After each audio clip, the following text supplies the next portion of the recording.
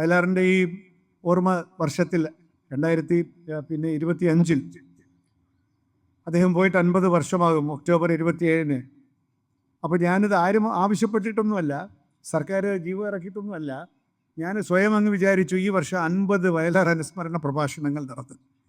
എനിക്ക് തോന്നുന്നു ഇപ്പോൾ 30 എണ്ണമായെന്നാണ് എനിക്ക് തോന്നുന്നത്. ഞാൻ എണ്ണിയില്ല.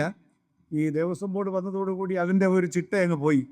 കാരണം മറ്റത് ഞാൻ കൃത്യമായിട്ട് 10-20 എണ്ണമൊക്കെ നടത്തി എനിക്ക് ഓർമ്മയുണ്ട്. പിന്നെ വിളിക്കുന്നിടത്തൊക്കെ പോയി നടത്തുക എന്നുള്ളതേ ഉള്ളൂ. പാലക്കാട് നടത്തി, ഇടയ്ക്ക് തിരുവനന്തപുരത്ത് നടത്തി. അതിങ്ങനെ അദ്ദേഹം റീലൊക്കെ ഏറ്റിടുന്നുണ്ട്. ഒറ്റ കുഴപ്പമേ ഉള്ളൂ, റീലിനും ഈ സാങ്കേതിക വിദ്യയ്ക്കും ആവർത്തനം ഉണ്ടാകും. അത് കേൾക്കുന്നവരായിരിക്കും വേറെ ഒന്നും പറയാനില്ലയോ എന്നൊക്കെ ചോദിക്കും. അപ്പോൾ ചിലതൊക്കെ ആവർത്തിക്കും, എല്ലാ പ്രഭാഷകരും ആവർത്തിക്കും. ആ ആവർത്തനത്തിൻ്റെ ദോഷം ചിലപ്പോൾ ഉണ്ടായേക്കാം. എന്തായാലും അത്ര വിപുലമായ ഒരു അനുസ്മരണത്തിലേക്ക് ഞാൻ കടക്കുന്നില്ല. വയലാർ രാമവർമ്മ നമ്മളെ വിട്ടുപോയിട്ട് 50 വർഷമാകുമ്പോൾ എന്തുകൊണ്ടാണ് അദ്ദേഹത്തിനെ പറ്റി 50 പ്രഭാഷണം നടത്തണം എന്ന് എന്നെപ്പോലെ ഒരു കൊച്ചു മനുഷ്യന് തോന്നാൻ കാരണം? പല കാരണങ്ങളുണ്ട്. 2 കാരണങ്ങൾ. ഒന്ന് വൈയക്തികമായിട്ടുള്ള കാരണം, മറ്റൊന്ന് നമ്മളിലൊരു സാഹിത്യ പ്രവർത്തകൻ്റെ അല്ലെങ്കിൽ ഒരു കലാകാരൻ്റെ ഒരു കാരണം. വ്യക്തിപരമായിട്ടുള്ള കാരണം, അദ്ദേഹം ഈ പ്രഭാവർമ്മ പറഞ്ഞതുപോലെ പ്രഭാവർമ്മയ്ക്ക് അദ്ദേഹത്തിൻ്റെ അവസാനത്തെ എഴുതി കൊടുത്ത വരികൾ അദ്ദേഹത്തിന് സ്വന്തമാക്കിയെങ്കിൽ അതൊരു വലിയ സുഹൃതം തന്നെയാണ്, സംശയമില്ല. എന്നാൽ വയലാർ മരിക്കുന്ന ദിവസം അവിടെ ആ ആശുപത്രിയിൽ സന്നിഹിതനാവാനും ആ സർജിക്കൽ വാർഡിൻ്റെ മുമ്പിൽ, സർജറി തിയേറ്ററിൻ്റെ വെളിയിൽ അവിടെ നിൽക്കാനും ഒക്കെ എനിക്ക് സാധിച്ചു. ഒരു surgeon doctor Warrier I could not save him എന്ന് വളരെ കണ്ണുനീരോടുകൂടി പുറത്ത് വന്ന് രാത്രി 1:30-2 മണിക്കോ പറയുന്ന രംഗത്ത് സാക്ഷിയായിട്ട് ഞാനവിടെ ഉണ്ടായിരുന്നു. അപ്പോൾ എനിക്ക് അത്ര ഒരു ഷോക്ക് ഉണ്ടായില്ല. പക്ഷെ പിന്നീട് രാവിലെ അന്നത്തെ VJT ഹാളിൽ അദ്ദേഹത്തിൻ്റെ ഭൗതിക ശരീരം പ്രദർശനത്തിന് വെച്ചു. അന്ന് കേരളം ഉണർന്ന ഒരു കണ്ണീർ പ്രഭാതം. അപ്പോഴാണ് ഞാൻ ആരാധിക്കുന്ന വയലാർ ഈ മലയാളികളുടെ മനസ്സിൽ ഇടംപേറ്റപ്പെട്ട വയലാറാണല്ലോ എന്ന് പിറ്റെന്നുള്ള പത്രങ്ങളാണ് എന്നോട് പറയുന്നത്. പത്രങ്ങൾ മാത്രമല്ല, അദ്ദേഹത്തിൻ്റെ ഭൗതിക ശരീരം തിരുവനന്തപുരത്ത് നിന്ന് ചേർത്തല വരെ എത്രയോ മണിക്കൂറുകൾ എടുത്താണ് അവിടെ എത്തിയത് എന്ന് അന്നത്തെ പത്രങ്ങളൊക്കെ വായിച്ചാൽ നമുക്കറിയാം. ആരാധകരുടെ അണപൊട്ടി ഒഴുകിയ സങ്കടം. കാരണം കേവലം 47-48 വയസ്സാകുന്നതിന് മുൻപ് പ്രശസ്തിയുടെ ഏറ്റവും ഉത്തുംഗമായ അവസ്ഥയിൽ നിൽക്കവേ ഓരോ മാസവും അദ്ദേഹം ഗാനരചന നടത്തിയ 1, 2, 3 ചിത്രങ്ങൾ ഇറങ്ങിക്കൊണ്ടിരിക്കുകയും ഓരോ ചിത്രത്തിലും 5-6 ഉജ്ജ്വല ഗാനങ്ങൾ ഉണ്ടാവുകയും ഞങ്ങളെപ്പോലെ അന്ന് ചെറുപ്പക്കാർ 75 എന്ന് പറഞ്ഞാൽ എനിക്ക് 23 വയസ്സാണ്. നല്ല പ്രായമാണ് കേട്ടോ. ഇപ്പോൾ നല്ല പ്രായമല്ലെന്നല്ല, ഇത് നല്ല ബെസ്റ്റ് പ്രായമാണിത്, കുഴപ്പമില്ല. പക്ഷേ എങ്കിലും 23 വയസ്സിൽ കാണുന്ന സ്വപ്നങ്ങൾ 73 വയസ്സിൽ കാണാൻ പാടില്ല. കാണാൻ വേണമെങ്കിൽ, പക്ഷെ അടി കിട്ടും. അപ്പോൾ 23 വയസ്സിൽ അങ്ങനെ സ്വപ്നം കാണുന്ന പ്രായത്തിൽ വയലാറിൻ്റെ ഈ ഗാനങ്ങൾ ഞങ്ങൾക്കുണ്ടാക്കി തന്ന ഒരു സ്വപ്ന സൗധങ്ങൾ. ഓരോ ഗാനവും എഴുതി കഴിയുമ്പോൾ നമ്മളിങ്ങനെ അന്തം വിട്ട് നിൽക്കുക. ഇതെങ്ങനെ എന്ന് ഒരു ഭാവിയിലൊരു രചയിതാവായെങ്കിൽ നന്നായിരുന്നു എന്നൊക്കെ വിചാരിച്ച് നടക്കുന്ന നമ്മളെ സംബന്ധിച്ചിടത്തോളം ഓരോ ചലച്ചിത്രം ഇറങ്ങി കഴിയുമ്പോഴും വയലാറിൻ്റെ പാട്ടുകളാണ് ആ തലമുറയെ വിസ്മയിപ്പിച്ചത്. അത് എന്നെ മാത്രമല്ല, വയലാറിൻ്റെ മരണ ദിവസത്തിൻ്റെ പിറ്റേന്നുള്ള കേരളത്തിൻ്റെ ആ പ്രതികരണം കണ്ടപ്പോൾ എനിക്ക് മനസ്സിലായി എത്രയോ ഹൃദയങ്ങളിൽ വാനരുളിയ ചക്രവർത്തിയാണ് വയലാർ എന്ന് അന്ന് എനിക്ക് തോന്നി. കാരണം നമ്മുടെ യുവവികാരങ്ങളെ ഇത്ര ധീരമായി, ഇത്ര ഉജ്ജ്വലമായി, ഇത്ര ധിക്കാരത്തോടു കൂടി, ഇത്ര ആർജവത്തോടു കൂടി, ഇത്ര ആർദ്രതയോടുകൂടി പറയാൻ ഈ വയലാറിനല്ലാതെ മറ്റാർക്കും സാധിക്കുമായിരുന്നില്ല ഞങ്ങളുടെ തലമുറയോട് എന്ന് ഓരോ ഗാനം കേൾക്കുമ്പോഴും അത് അനുഭവിച്ച് സന്തോഷിച്ച് പിന്നെയും അതിൽ മുഴുകുന്ന ഒരു തലമുറയുടെ നഷ്ടമാണ് 1975 ഒക്ടോബർ 27 നഷ്ടമായത് എന്നെനിക്ക് തോന്നുകയാണ്. ഞാനിപ്പോൾ ഈ മനുഷ്യ പ്രായമാവുമ്പോൾ കുറച്ച് നൊസ്റ്റാൾജിക്കാവുന്നൊക്കെ പറയുന്നത് പോലെ ഞാനിപ്പോൾ വിചാരിക്കുകയാണ്, 75-ന് മുമ്പ് വയലാർ രാമവർമ്മ മദ്രാസിൽ അജന്ത ഹോട്ടലിൽ താമസിക്കുകയും ദേവരാജൻ മദ്രാസിലുണ്ടായിരിക്കുകയും, ദേവരാജൻ്റെ വീട് ഇവിടുന്ന് അധികം ദൂരെയല്ല, പരവൂറാണ്, ഉണ്ടാവുകയും ഓരോ മാസവും 5, 6, 10 ഒക്കെ നല്ല നല്ല പാട്ടുകൾ ഇങ്ങനെ ഉണ്ടാവുകയും ചെയ്യുന്ന ഒരു മദ്രാസി പട്ടണം. മലയാള സിനിമ അതിൻ്റെ ഒരു സർഗാത്മകമായിട്ടുള്ള ഉജ്ജ്വലതയിൽ നിൽക്കുന്ന ഒരു കാലം. എൻ്റെ പിതാവും അന്നവിടെ വളരെ വളരെ തിരക്കുള്ള സംവിധായകനായി ഏത് പടം കിട്ടിയാലും ഗാനരചന വയലാർ. എൻ്റെ അച്ഛന് വേറൊരാളില്ല. ഗാനരചന വയലാർ, പിന്നെ അച്ഛൻ്റെ ഹീറോ പ്രേം നസീർ, അതും അദ്ദേഹത്തിൻ്റെ വീട് ഇവിടെ അടുത്ത് തന്നെ. എല്ലാം കൊണ്ട് ഞാനിന്ന് ഈ പറഞ്ഞ പോലെ രണസ്മാരകങ്ങളല്ലെങ്കിലും സ്മരണകൾ ഇരമ്പുകയാണ് എൻ്റെ മനസ്സിൽ. ഇവിടെ പ്രേം നസീറിൻ്റെ വീടടുത്ത് വയലാറിൻ്റെ അനുസ്മരണം, ഞാൻ ദേവരാജനെ ഓർക്കുന്നു, എൻ്റെ അച്ഛനെ ഓർക്കുന്നു. ഒരു മദിരാശി പട്ടണത്തിൽ നിന്ന് മലയാളത്തിൻ്റെ അനശ്വരമായിട്ടുള്ള സിനിമകളും അനശ്വരമായിട്ടുള്ള ഗാനങ്ങളും ഇങ്ങനെ സൃഷ്ടിക്കപ്പെട്ടുകൊണ്ടിരുന്ന ഒരു കാലഘട്ടം. ആ കാലഘട്ടം നമുക്ക് ഒരിക്കലും ഉണ്ടാവുകയില്ല. പക്ഷെ ഞാൻ ആലോചിക്കുകയാണ്, ആ കാലഘട്ടത്തെപ്പറ്റി ഓർക്കുവാനും അന്ന് ജീവിച്ചിരിക്കുവാനും സാധിച്ചതേ പുണ്യം. അത് നിങ്ങളോട് പറയാൻ പിന്നെയും അവസരമുണ്ടാകുന്നതും പുണ്യം. നമുക്കെല്ലാം ഓരോ സന്ദർഭവും അങ്ങനെയാണ്, അനന്യമാണ്.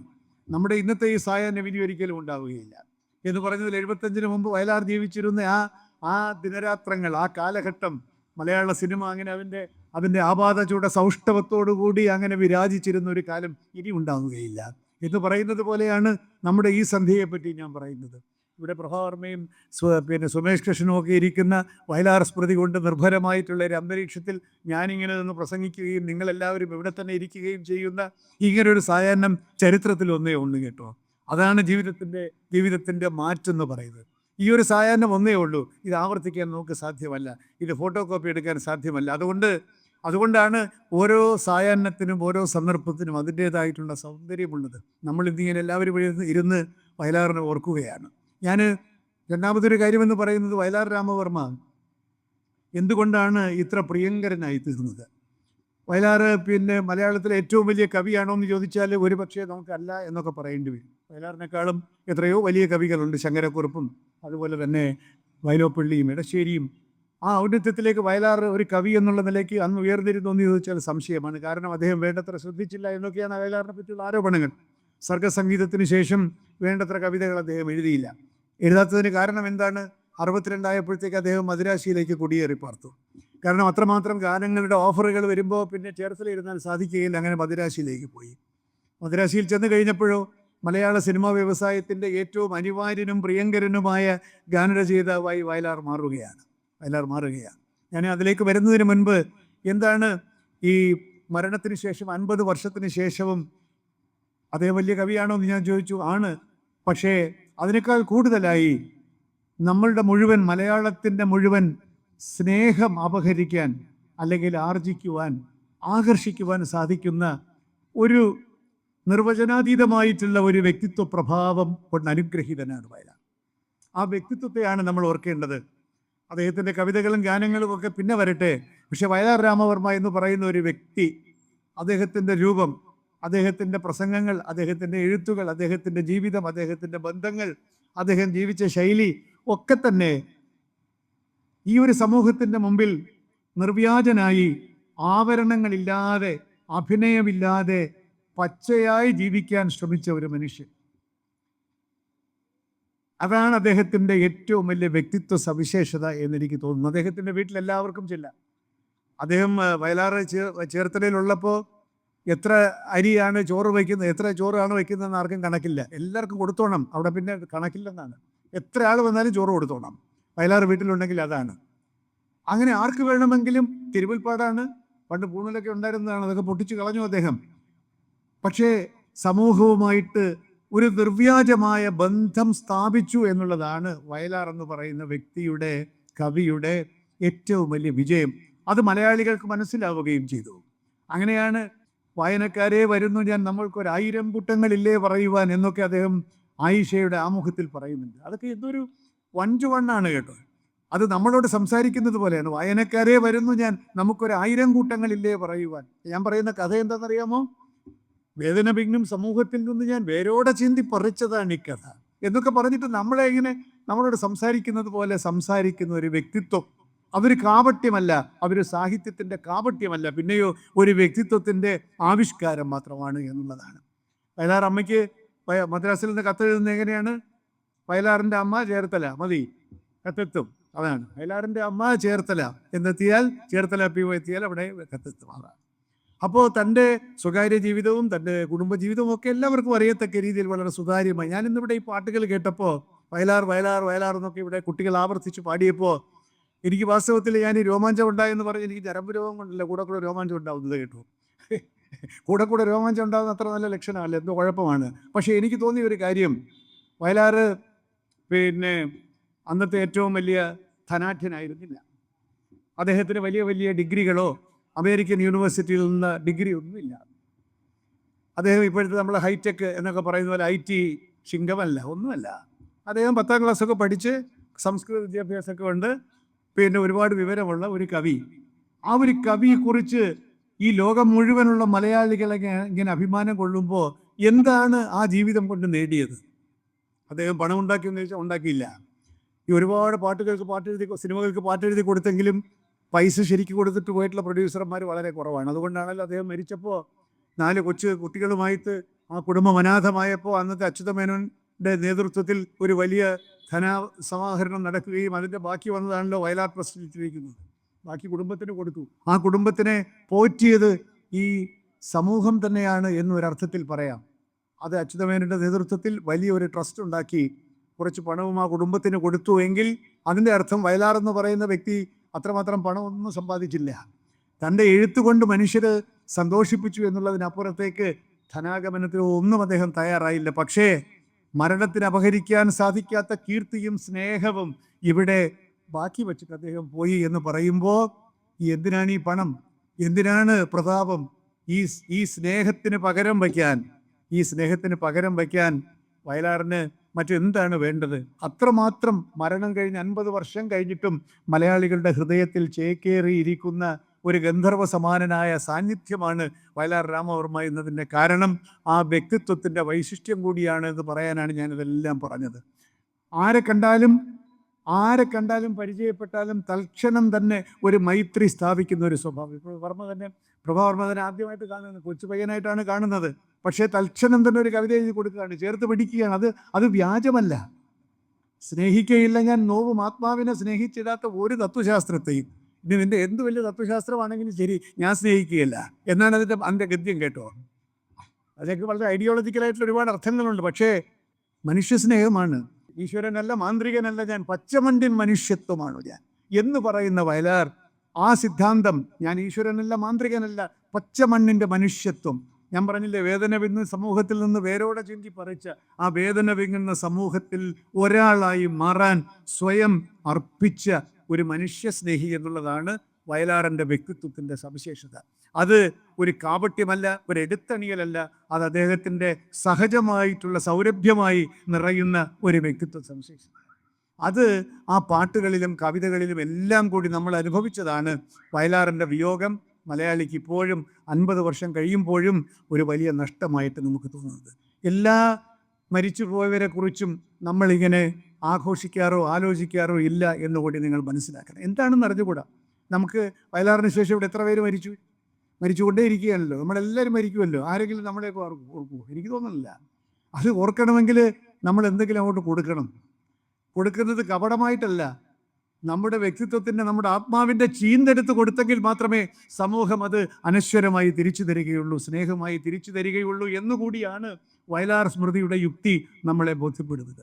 ജീവിതത്തോട് എത്രമാത്രം സത്യസന്ധമായി വൈകാരിക സത്യസന്ധതയോടുകൂടി ജീവിക്കുമോ അതുതന്നെയാണ് ഒരു കവിയുടെ ഏറ്റവും വലിയ കീർത്തി എന്നുള്ളതാണ് വയലാറിൻ്റെ ഈ സ്മൃതിയുടെ 50ാം വർഷത്തിൻ്റെ ഈ പ്രഭാഷണങ്ങൾക്കും പരിപാടികൾക്കും എല്ലാം അടിവരയിടുന്നത് എന്ന് ഞാൻ വിചാരിക്കും. ഇൻറ്റഗ്രിറ്റി എന്ന് പറയുന്നത് അദ്ദേഹത്തിൻ്റെ വാക്കും പ്രവൃത്തിയും സ്വഭാവവും വിചാരവും എല്ലാം കൂടിയുള്ള ഒരു കൂടിച്ചേരലുണ്ട്. അത് അദ്ദേഹത്തിൻ്റെ സ്വഭാവത്തിലുമുണ്ട്, കവിതയിലുമുണ്ട്. ഞാൻ അദ്ദേഹത്തിൻ്റെ കവിതകളെപ്പറ്റി മാത്രം ഒന്ന് പരാമർശിച്ച് ഗാനങ്ങളെപ്പറ്റി വളരെ ഉപരിപ്ലവമായി പരാമർശിച്ചിട്ട് മാത്രമേ പോകാൻ ആഗ്രഹിക്കുന്നു. വയലാർ ഒരുപാട് ജീവിച്ചിരിക്കെ തന്നെ ഒരുപാട് തെറ്റിദ്ധാരണകൾക്കും അല്ലെങ്കിൽ വിമർശനങ്ങൾക്കുമൊക്കെ വിധേയനായിട്ടുണ്ട്. ഉദാഹരണത്തിന് അദ്ദേഹം കമ്മ്യൂണിസ്റ്റ് കവി എന്ന് പറയുന്നു, പക്ഷെ അതേസമയം അദ്ദേഹം ഭാരതീയമായിട്ടുള്ള തത്വചിന്തകളെയൊക്കെ പുകഴ്ത്തിപ്പാടുന്നു എന്നൊക്കെ പറയും. അങ്ങനെ പറയാനുള്ള ധീരത ഉണ്ടായി എന്നുള്ളതാണ് വയലാറിൻ്റെ പ്രത്യേകത. അദ്ദേഹം സർഗസംഗീതം എന്നുള്ള ആ പുസ്തകത്തിൽ, ആ കവിതയിൽ അദ്ദേഹം പറഞ്ഞല്ലോ, ഇവിടെ വർമ്മ പറഞ്ഞ കാര്യങ്ങളാണ്. ആരന്തർമുഖം ഈ പ്രപഞ്ച പരിണാമോൽപ്പന്ന സർഗക്രിയാ സാരം തേടി അലഞ്ഞു പണ്ട് അവരുടെ ചൈതന്യം ദർശനം എന്ന് പറഞ്ഞാൽ, ഞാൻ ഏറ്റവും ആധുനികമായിട്ടുള്ള മനുഷ്യ പുരോഗതിയെക്കുറിച്ചെല്ലാം വിശ്വസിക്കുമ്പോഴും ഈ ഭാരതത്തിലെ പൗരാണികമായിട്ടുള്ള ഋഷി പരമ്പരയുടെ സത്യാന്വേഷണ ത്വര എൻ്റെയും സത്യാന്വേഷണ ദർശനം തന്നെയാണ്. ആ മാനവികത എൻ്റേതുമാണ് എന്ന് പറയാൻ ഭാരതീയ ദർശനങ്ങളിലെ മാനവികത എന്താണ്, അത് എൻ്റെയും മാനവികതയാണ് എന്ന് പറയാനുള്ള ആർജവം കാണിച്ചതാണ്. മറ്റൊരർത്ഥത്തിൽ കമ്മ്യൂണിസത്തെയും ഭാരതീയമായ ചിന്തകളുടെ പുരോഗമന സ്വഭാവത്തെയും സംയോജിപ്പിച്ചുകൊണ്ട് തൻ്റെ കാവ്യസൗധം കെട്ടിപ്പടുക്കാനുള്ള ധീരത കാട്ടിയതാണ് വയലാർ കവിതകളുടെ വലിയ പ്രത്യേകത. അത് ബലികുടീരങ്ങളെ എന്നുള്ള പാട്ടിൽ തന്നെയുണ്ട്. ബലികുടീരങ്ങളെ പിന്നെ പിന്നെ സമരസഖാക്കൾക്ക് അല്ലെങ്കിൽ രക്തസാക്ഷികൾക്ക് കൊടുക്കുന്ന പാട്ടാണ്, അവർക്ക് സമർപ്പിക്കുന്ന പാട്ടാണ്. ബലികുടീരങ്ങളാണ്, ബലിയായി പോയവരുടെ ബലികുടീരങ്ങളെ സംബോധന ചെയ്തുകൊണ്ടാണ് പാട്ട് ആരംഭിക്കുന്നത്. പിന്നെ ഇങ്ങോട്ട് വരുമ്പോഴോ ഹിമഗിരി മുടികൾ കൊടികൾ ഉയർത്തി കടലുകൾ പടകം നിർത്തി തുടിപ്പു ഞങ്ങളിൽ നൂറ്റാണ്ടുകളുടെ ചരിത്രം എഴുതിയ എന്ന് പറഞ്ഞാൽ നൂറ്റാണ്ടുകളുടെ ചരിത്രം, ഈ ഭാരതത്തിൻ്റെ നൂറ്റാണ്ടുകളുടെ ചരിത്രം, സത്യാന്വേഷണത്തിൻ്റെ ചരിത്രം, മാനവികതയുടെ ചരിത്രം എന്നിൽ തുടിക്കുന്നു എന്ന് അഭിമാനത്തോടു കൂടി പറയുകയും, എന്നാൽ അത് പ്രതിലോമകരമല്ല. അവിടെ സന്യാസിമാരെ പറ്റി ഭഗവത്ഗീത കയ്യിൽ വെച്ചുകൊണ്ട് വേണ്ടാതീനം പറയുന്ന സന്യാസിമാരെയൊക്കെ പറ്റി കുന്തയും പൂടലും എന്നുള്ള പുസ്തകത്തിലൊക്കെ ഇഷ്ടം പോലെയാണ് അദ്ദേഹം പറഞ്ഞിരിക്കുന്നത്. ഒരിടത്ത് ഗീത, മറ്റിടത്ത് ഇതെന്നൊക്കെ പറഞ്ഞിട്ട് വളരെ വളരെ നിശിതമായിട്ടുള്ള വിമർശനം പൗരോഹിത്യത്തിനെതിരെ അദ്ദേഹം ഉയർത്തുമ്പോഴും ഭാരതത്തിൻ്റെ തനതായിട്ടുള്ള സത്യാന്വേഷണ തൽപരതയെ അദ്ദേഹം എന്നും മാനിച്ചിരുന്നു എന്നുള്ളതാണ് വാസ്തവം. അതേസമയം മനുഷ്യത്വത്തെ, പുരോഗമനത്തെ, ശാസ്ത്രബോധത്തെ, മനുഷ്യൻ്റെ മുന്നോട്ടുള്ള പ്രയാണത്തെ, മനുഷ്യനെ നിയന്ത്രിക്കുന്ന മനുഷ്യൻ്റെ ധിഷണാശക്തിയെ, എന്താണ് വർമ്മ പറഞ്ഞ ഇതുണ്ടല്ലോ, ചക്രവാളത്തിൻ മതിൽക്കെട്ടിന്മേൽ കയ്യും കുത്തി നിൽക്കും ഞാൻ പ്രപഞ്ചത്തിൻ ഭ്രമണം നിയന്ത്രിക്കാൻ, അത്രയുള്ള മനുഷ്യൻ്റെ ഒരു അദൃശ്യതയെപ്പറ്റിയൊക്കെ ബോധ്യമുള്ള, അതേസമയം സ്നേഹജ്വാല, അദ്ദേഹത്തിൻ്റെ കാവ്യസത്ത എന്ന് പറയുന്നത് മനുഷ്യ സ്നേഹത്തിൻ്റെ ജ്വാല തന്നെയാണ് എന്ന് പ്രഖ്യാപിക്കുവാനും എല്ലാം സാധിച്ച കവിയാണ്. ആ കവിയിൽ വൈരുദ്ധ്യങ്ങളില്ല. ഭാഗികമായി വയലാർ രാമവർമ്മയെ വായിക്കുമ്പോൾ അതിനകത്ത് വൈരുദ്ധ്യങ്ങൾ തോന്നുന്നത് നമ്മുടെ വൈകല്യം കൊണ്ടാണ്. വയലാറിൻ്റെ ഹൃദയത്തിൽ അദ്ദേഹത്തിൻ്റെ ആശയ ലോകത്ത് വൈരുദ്ധ്യങ്ങളില്ല. വ്യത്യസ്തമായിട്ടുള്ള ആശയധാരകളെ മാനവികതയുടെ മൂശയിലിട്ട് തൻ്റേതാക്കി മാറ്റിയ ഒരു ദർശനത്തിൻ്റെ സൗകുമാര്യമാണ് വയലാർ ദർശനത്തിൻ്റെ സൗകുമാര്യം. അവിടെ വൈരുദ്ധ്യങ്ങളില്ല. ഈ പറഞ്ഞ വരികളിൽ തന്നെയുണ്ട്, ഈശ്വരനല്ല മാന്ത്രികനല്ല ഞാൻ, പച്ചമണ്ണിൻ മനുഷ്യത്വമാണ് ഞാൻ എന്ന് പറഞ്ഞിടത്ത് ആ വയലാറിൻ്റെ തത്വചിന്ത മുഴുവൻ അവിടെ നിഗൂഹനം ചെയ്യപ്പെട്ടിരിക്കുകയാണ്. ഇങ്ങനെയെല്ലാം കവിയായി അംഗീകരിക്കപ്പെട്ടതിന് ശേഷം, അതിനു മുമ്പ് നാടകഗാനങ്ങളൊക്കെ എഴുതിയിട്ടുണ്ടെങ്കിലും ഭാര്യ എന്ന സിനിമയുടെ വിജയത്തോട് കൂടിയിട്ടാണ് വയലാർ ഒരു മുഴുവൻ സമയം ചലച്ചിത്ര ഗാന രചയിതാവായി മദ്രാശിയിലേക്ക് കുടിയേറുന്നത്. പോകാതിരിക്കാൻ നിവൃത്തിയില്ല, കാരണം അത്രമാത്രം ഓഫറുകളാണ്. അങ്ങനെ അദ്ദേഹം അവിടെ പോകുന്നു. ദേവരാജനും അതുവരെ സംഗീത കച്ചേരികൾ നടത്തിയിരുന്ന പരവൂർജി ദേവരാജൻ അതോടുകൂടി സംഗീത കച്ചേരി നിർത്തി. അദ്ദേഹം പിന്നെ ചില നിഷ്ഠകളുള്ള ആളാണ്, ഇത് രണ്ടും കൂടെ കൊണ്ടുപോകാൻ പറ്റത്തില്ല, ഒന്നുകിൽ സിനിമാ പാട്ട് അല്ലെങ്കിൽ ശാസ്ത്രീയ സംഗീതം എന്ന് പറഞ്ഞിട്ട് അദ്ദേഹം സിനിമാ ഗാന സംഗീത സംവിധാനത്തിലേക്ക് മാറി. അങ്ങനെ വയലാർ ദേവരാജൻ എന്ന് പറയുന്ന ഒരു ടീം മലയാളത്തിനുണ്ടാക്കി തന്ന എന്താണ് ഒരു ഒരു ഒരു സംഗീതത്തിൻ്റെ, സുഗമ സംഗീതത്തിൻ്റെ ഒരു സുരഭില കാലം, ഒരു വസന്തകാലം നമുക്കുണ്ട്. എന്താണ് അദ്ദേഹം തന്നെ ഒരു ഒരു പാട്ടിൽ പറയുന്നുണ്ടല്ലോ, 1 കോടി ദ്വീപുകളുടെ അധിപനല്ലേ നീ എന്ന് പറഞ്ഞത്. നമ്മളിവിടെ ഒരു പാട്ട്, ഞങ്ങൾ ഇപ്പോൾ വർമ്മ എന്നെക്കാൾ പാട്ട് എഴുതിയിട്ടുണ്ടെന്ന് എനിക്കറിഞ്ഞു. ഞാൻ കുറേ പാട്ടൊക്കെ എഴുതി, 100 പാട്ടല്ല, 100 സിനിമയ്ക്ക് പാട്ട് എഴുതി, 500 600 പാട്ടുണ്ടാവും. പക്ഷേ വയലാറിനെ പോലെ ഇത്രയും ഒരു എന്താ പറയേണ്ടത്, ഓരോ പാട്ടും ഇങ്ങനെ എടുത്തു വച്ചാൽ നമ്മളതിൻ്റെ മുമ്പിൽ കൈകൂപ്പി പോകുന്ന പാട്ട് എഴുതാൻ സാധിച്ച വയലാറിൻ്റെ മുമ്പിൽ പ്രണമിക്കാതെ നിവർത്തിയില്ല. ഞാൻ ഗാനരചയിതാവാകുന്നത് തന്നെ വയലാർ രാമവർമ്മയോടുള്ള എൻ്റെ ഒരു ആരാധന കൊണ്ടാണ്. അദ്ദേഹത്തിൻ്റെ മരണത്തോടു കൂടി ഞാൻ എന്തായാലും വിചാരിച്ചു, ഇത്രയും മനുഷ്യ ഹൃദയങ്ങളിൽ കുടിയേറാൻ ഒരു ഗാനരചയിതാവിന് സാധിക്കുമെങ്കിൽ ഈ ഹൃദയങ്ങളിലൊക്കെ എനിക്കും ഇത്തിരി കയറണം എന്നുള്ള മോഹം അന്നുണ്ടായതിൻ്റെ ഫലമായിട്ടാണ് നല്ലൊരവസരം വന്നപ്പോൾ ഒരു ഗാനരചയിതാവായി കളയാം എന്ന് ഞാൻ വിചാരിച്ചു. അതിന് ചില ഗുണമുണ്ട് കേട്ടോ, ഇല്ലെന്നല്ല, ചില ദോഷവും ഉണ്ട്. കാരണം ഗാനരചയിതാവായിരുന്നുകൊണ്ട് കവിത എഴുതിയാൽ കവിത ആരും വായിക്കുകയില്ല എന്നുള്ളതാണ് ഒരു ദോഷം. അത് പോട്ടെ, ഞാനത് സഹിച്ചു. പക്ഷേ എന്നാൽ പോലും ലോകത്ത് എവിടെ ചെന്നാലും നമ്മുടെ ഗാനങ്ങൾ നമ്മുടെ മേൽവിലാസമായി ഇരിക്കുന്നു എന്നുള്ളത് വളരെ സന്തോഷകരമാണ്.